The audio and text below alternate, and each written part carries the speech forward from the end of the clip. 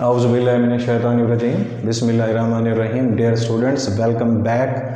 आज का हमारा टॉपिक है जो कि बड़ा इंटरेस्टिंग है, दैट इज़ कॉम्पटन इफ़ेक्ट। और ये जो कॉम्पटन इफ़ेक्ट है ये बेसिकली इंटरेक्शन है रेडिएशंस की, जिसे प्लैंक्स ने डिस्क्राइब किया था कि ये इलेक्ट्रोमैग्नेटिक वेव्स एक स्पेसिफिक वेवलेंथ और फ्रीक्वेंसीज़ अगर अपने अंदर रखती हैं तो ये वेव्स पार्टिकल जैसी नेचर शो कर सकती हैं। और ये जो कॉम्पटन इफ़ेक्ट है it is one of that evidence. और ये कॉम्पटन इफ़ेक्ट आर्थर हॉली कॉम्पटन ने 1923 में ये एक्सपेरिमेंट किया था, जिसमें उसने इंटरैक्ट किया था इलेक्ट्रोमैग्नेटिक वेव स्पेक्ट्रम में से एक्स रेस को और उसके फोटॉन्स को टकराया था इलेक्ट्रॉन के साथ, और ऐसे इलेक्ट्रॉन्स के साथ जो कि लूजली बाउंड लोअर एनर्जी रखते थे अपने अंदर, और they are considered to be at rest. अब हम इसके कुछ फीचर्स और एक्सपेरिमेंट की तरफ जाते हैं। सबसे पहले ये याद रखिएगा, सिर्फ वो पार्टिकल्स वेव जैसी नेचर शो करते हैं जो माइक्रोस्कोपिक हो, जिनका मैस बहुत कम हो, और वो वेव्स पार्टिकल के साथ इंटरैक्ट करती हैं जो हाई फ्रीक्वेंसी की हों। इससे पहले एक फिनोमेना था फोटो इलेक्ट्रिक इफेक्ट, जिसके अंदर लोअर एनर्जी या लोअर फ्रीक्वेंसी की लाइट जैसा कि विजिबल, इंफ्रारेड, अल्ट्रावायलेट लाइट को जब हमने कोलाइड करवाया था या फेंका था, इंसिडेंट किया था ऐसी मैटर पर जो कि मेटल्स थी, और उसके फ्री इलेक्ट्रॉन्स ने उस लोअर एनर्जी के फोटॉन्स को अपने अंदर कंप्लीटली एब्जॉर्ब कर लिया था और वो मेटल में से इजेक्ट हुए थे। और उस फिनोमेना के अंदर, उस प्रोसेस के अंदर, उस एक्सपेरिमेंट के अंदर हमने ये डिस्क्राइब किया था कि वेव जो है वो पार्टिकल जैसी नेचर शो कर सकती है, और यहाँ पार्टिकल जो है वो वेव जैसी नेचर शो कर सकता है। इसका मतलब है ऐसा पार्टिकल जो वेव जैसी नेचर शो करेगा, उसकी वेव लेंथ होगी, उसकी फ्रीक्वेंसी भी होगी, उसकी एनर्जी भी होगी, और वो तीनों सेट्स लाए करेंगे इलेक्ट्रोमैग्नेटिक वेव स्पेक्ट्रम के अंदर। Let's move towards the topic.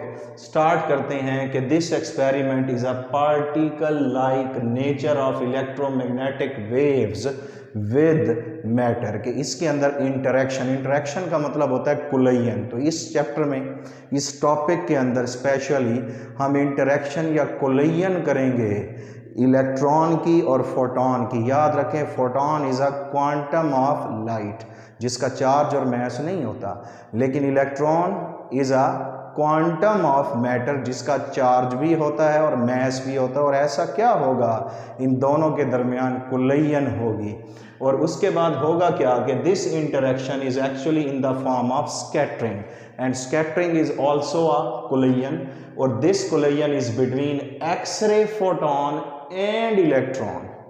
और उसके बाद collision between them just like a billiard ball. Billiard में जैसे तमाम बॉल्स आपस के अंदर या आपस में टकराती हैं तो उनकी कुलयन जो होती है, the such kind of collision is either elastic collision और इन इलास्टिक कुलयन। इलास्टिक कुलयन और इन इलास्टिक कुलयन का कंसेप्ट आप पहले ही जानते हो। और ये याद रखें कि जो फोटॉन होता है एक्स-रे का, जब वो टकराता है ऐसे इलेक्ट्रॉन के साथ जो इनिशियली रेस्ट में होता है, तो that photon is partially absorbed in this case. इसका ये स्पेशल इफेक्ट है। फोटो इलेक्ट्रिक इफेक्ट में फोटॉन लोअर एनर्जी का कंप्लीटली एब्जॉर्ब कर लेता है इलेक्ट्रॉन मेटल के अंदर, लेकिन यहाँ पर एक्स-रे का फोटॉन जब इलेक्ट्रॉन से टकराता है तो वो इलेक्ट्रॉन उस फोटॉन का कुछ हिस्सा, उसकी कुछ एनर्जी अपने अंदर एब्जॉर्ब करता है, इसलिए पार्शियली एब्जॉर्ब हो जाता है। और फिर होगा क्या कि फोटॉन अपने हिस्से की एनर्जी का कुछ हिस्सा ट्रांसफ़र करेगा। और हम ये भी जानते हैं कि जो फोटॉन है उसकी एनर्जी भी होती है और मोमेंटम भी होता है। तो इसलिए जो फोटॉन एक्स-रे का टकराएगा इलेक्ट्रॉन के साथ, तो part of that photon energy and momentum both are transfer to electron. Let move towards the diagram. इस डायग्राम में देखिएगा, this is a electron, and electron जो हमने यहाँ से लिया है it belongs to graphite target. and graphite is a material in which electrons are present, but such electrons are loosely bound and their energy is very low. So such kind of electrons have very low ionization energy and ionization potential. अब उसके बाद देखें इस phenomena में होगा क्या कि when photon from X-ray is moving towards or incident towards an electron which is at rest, it is considered to be at rest, लेकिन ये याद रखिएगा ये एक्चुअली रेस्ट में नहीं होता, because of its lower energy it is considered to be at rest. तो देखें ये electron which is considered to be at rest और उसका रेस्ट मास है m नॉट, और जो रेस्ट मास ऑफ पार्टिकल का उसकी rest mass energy according to Einstein's mass energy relation हम फाइंड आउट करते हैं that is equal to m not c square. अब ये फोटोन जो यहां से आ रहा है उसकी अकॉर्डिंग टू प्लैंक्स लॉ जो इंसिडेंट एनर्जी होगी EI is equal to HFI, और इसका momentum according to de Broglie wave equation वो इक्वल होगा H/λI। Fi represent incident energy of photon, EI represents incident energy of photon, ये frequency, और ये Pi represent incident momentum of photon which is moving along x-axis, and lambda I is the incident wavelength of the photon।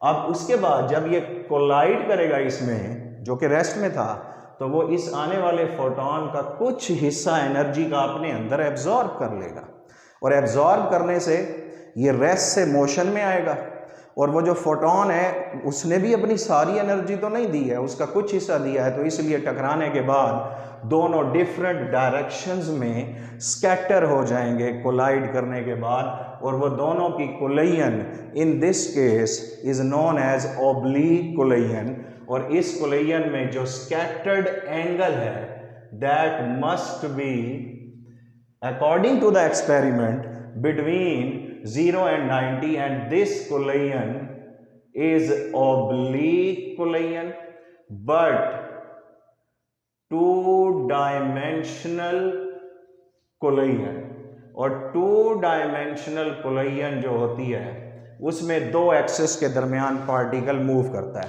और यहाँ पर जो particles हैं एक है वेव का पार्टिकल जिसे फोटोन कहा, और एक है मैटर का पार्टिकल जो कि इलेक्ट्रॉन है। इलेक्ट्रॉन जब मूव करेगा तो उसका rest mass now becomes moving mass, और हम according to theory of relativity पढ़ चुके हैं कि moving mass must have greater amount of energy as compare to an electron which is at rest. तो इसकी एनर्जी mc स्क्वायर हो जाएगी, ये mc square m not c square से ग्रेटर है, ये ध्यान में रखना है कि mc square is greater than m not c square. और अगर मैं यहाँ पर इन दोनों के दरमियान एनर्जी डिफरेंस लूँ, energy difference between scattered electron and rest electron, तो वो आएगी mc square minus m not c square. Let's move towards the photon.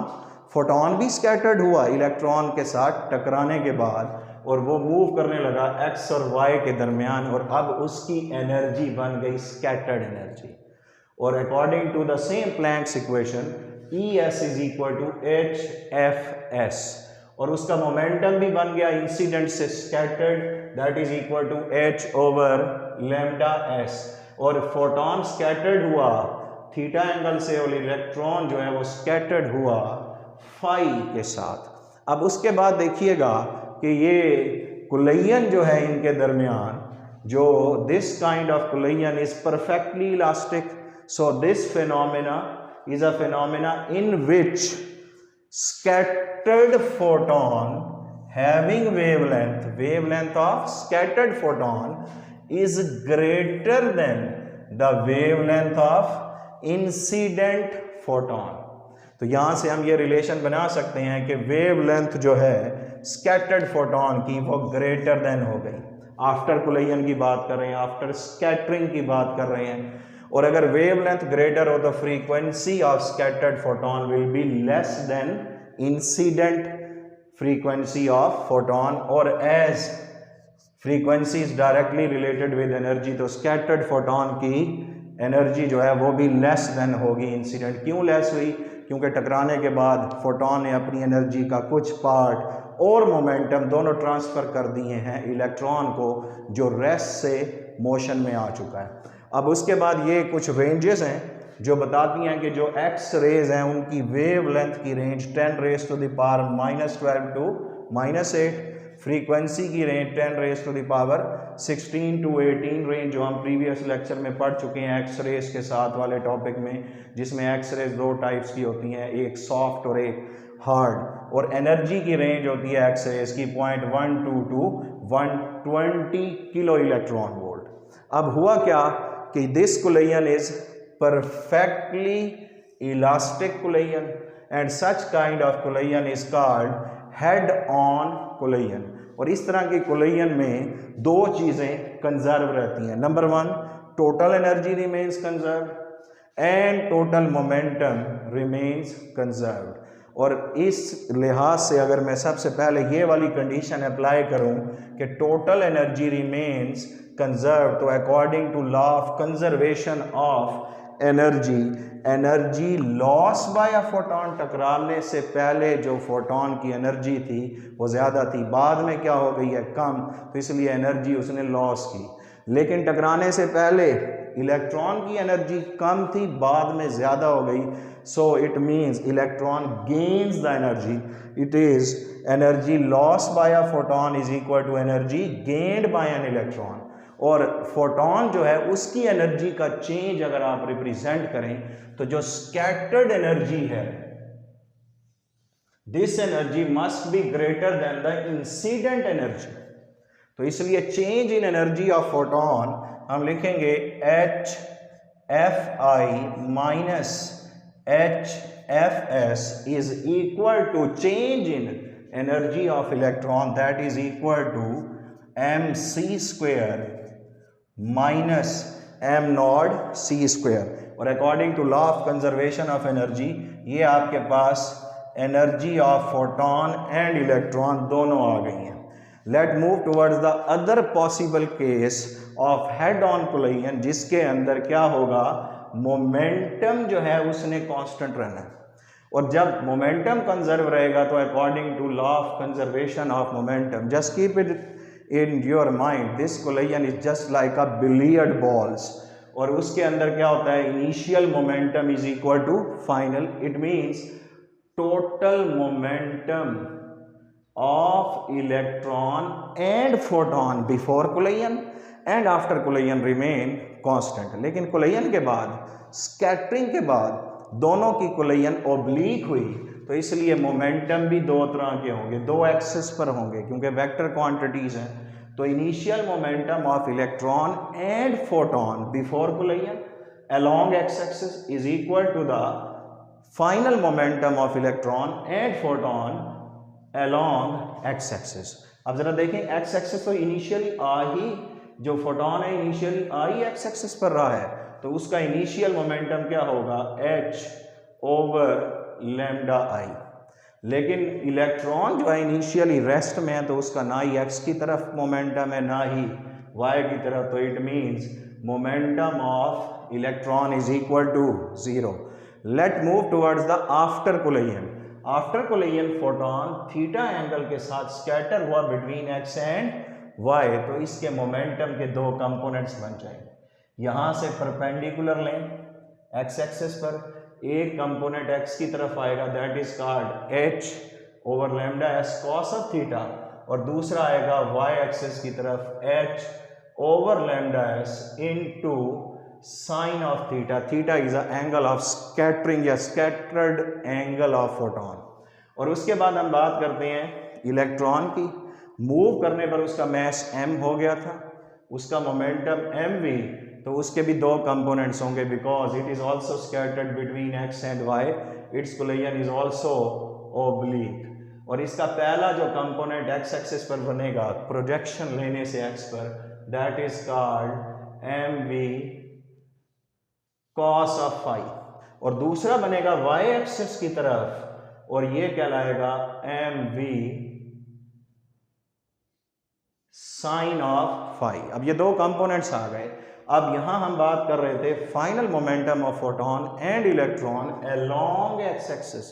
तो दोनों एक्स एक्सिस पर ये फोटोन का है मोमेंटम और ये इलेक्ट्रॉन का, दोनों एक्स एक्सिस पर सेम डायरेक्शन में है, तो इसलिए दोनों के मोमेंटा ऐड हो जाएंगे। तो this is a momentum of photon after collision along x axis plus momentum of electron along x axis. इस इक्वेशन का नाम मैं सेकंड इक्वेशन रख देता हूं। लेकिन मोमेंटम सिर्फ एक्स एक्सिस पर तो नहीं है, इसलिए हम अगेन ये कंडीशन इम्पोज करते हैं कि initial momentum now along y axis will be equal to final momentum along y axis. अब देखें इलेक्ट्रॉन इंसिडेंट जब है तो वो एक्स एक्सिस पर है, वाई पर नहीं है, तो इसलिए उसका momentum before collision y axis पर जीरो। इलेक्ट्रॉन तो रेस्ट में है, उसका कोई भी मोमेंटम एक्स और वाई पर नहीं है, इसलिए इसका भी मोमेंटम जीरो। और उसके बाद टकराने के बाद, स्कैटरिंग के बाद जो फोटोन है उसका मोमेंटम वाई एक्सिस पर है और इलेक्ट्रॉन जो है उसका भी मोमेंटम वाई एक्सिस पर है। Just keep it in your mind कि both momenta are in opposite direction. Photon का मोमेंटम अपवर्ड है, इसलिए h over lambda s into sine of theta, sorry यहां मिस्टेकनली हमने साइन लिखा, ये भी क्या होगा cos of y, plus m v, plus नहीं आएगा अब यहां माइनस लिखना है क्योंकि डायरेक्शन अपोजिट है, इनटू साइन ऑफ वाई, और इस इक्वेशन का नाम हम थर्ड रख देते हैं। अब इन तीनों इक्वेशंस को, एक जो कि कंजर्वेशन ऑफ एनर्जी से निकाली और बाकी दो जो कि कंजर्वेशन ऑफ मोमेंटा से निकाली हैं, इन तमाम इक्वेशंस को आप सॉल्व करें। तो सॉल्विंग ऑल इक्वेशंस, उसके बाद इसका सॉल्यूशन आपके कोर्स में नहीं है, इसलिए सिंप्लीफाई करने के बाद हम लिखेंगे कि change in wavelength that is called delta lambda is equal to scattered wavelength minus incident wavelength. Change in wavelength scattered minus incident, because scattered wavelength is greater than incident, इसलिए scattered में से incident को minus किया, is equal to h over m not into c square और साथ आएगा 1 minus cos of theta. ये final equation आ गई। और अब इस इक्वेशन में ये जो डेल्टा लैम्डा है, this is called Compton shift of photon, कि फोटोन की जो वेवलेंथ में चेंज आया, that change in wavelength of photon is given a name Compton shift. और दूसरी तरफ इस इक्वेशन की राइट हैंड साइड पर ये जो h ओवर m नॉट सी है, अगर लेफ्ट हैंड साइड वेवलेंथ है तो डेफिनेटली राइट हैंड साइड भी उसी जैसे यूनिट्स रखती है। तो वेवलेंथ का यूनिट मीटर है तो इसका भी मीटर, तो ये कहलाएगी वेवलेंथ ऑफ या Compton wavelength of electron. This is called Compton wavelength of electron. और ये वेवलेंथ जो है स्कैटर्ड फोटोन की डिपेंड कर रही है स्कैटरिंग एंगल पर। अब देखना ये है कि ये एंगल किस तरह से चेंज होगा कि ये जो स्कैटरिंग है वो वैलिड हो। सबसे पहली कंडीशन, अगर मैं बोलूं थीटा की वैल्यू इक्वल है 0 डिग्री के, तो इस आप फोर्थ इक्वेशन कह दें इसे, और इस फोर्थ इक्वेशन में कॉस ऑफ 0 1 होता है, 1 माइनस 1 0, तो it means change in wavelength is equal to 0, जिसका मतलब होगा कि scattered wavelength of photon and incident wavelength of photon are equal. It means there is no collision between electron and photon, and there will be no wave like aspects of electron or particle can be deduced. उसके बाद दूसरा angle, अगर फर्ज करें electron टकराने के बाद, photon sorry टकराने के बाद, ये इस तरह से फोटोन आया, टकराने के बाद वो स्कैटर्ड हुआ कितने एंगल से, 90 एंगल से, मींस वाई एक्सिस की तरफ। तो फिर इस इक्वेशन में देखें delta lambda is equal to, fourth equation से, cos of 90, now scattered angle is, ये स्कैटर्ड एंगल है फोटोन का जो कि 90 है, तो कॉस ऑफ 90 0, इक्वेशन बन जाएगी h over m naught c square. और अभी हमने पढ़ा delta lambda is a Compton shift, जबकि h over m naught c square is a Compton wavelength of electron, और वो दोनों यहां पर इक्वल हो गए हैं।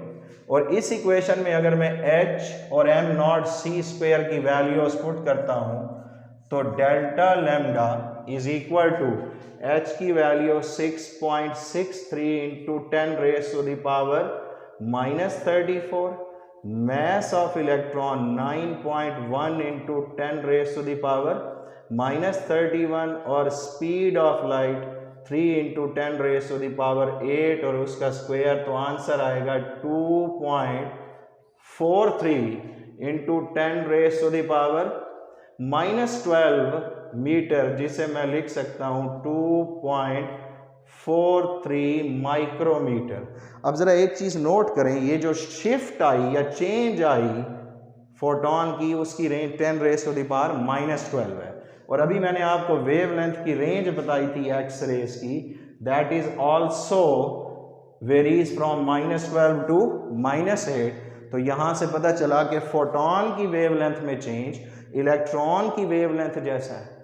It means electron behaves like a wave, और दोनों की वेवलेंथ, कॉम्पटन की शिफ्ट और इलेक्ट्रॉन की वेवलेंथ दोनों इक्वल हो गई, जो कि एविडेंस है wave like nature of particle with जो कि इलेक्ट्रोमैग्नेटिक वेव्स हैं। तो जो कि हमारी इनिशियल लाइन जहां से मैंने स्टार्ट की कि this phenomena is a phenomena in which particle like nature of electromagnetic waves with matter can be observed, तो final result is particle behaves like a wave, और क्योंकि इलेक्ट्रॉन की वेवलेंथ एक्स रेज की wavelength की range में आई है।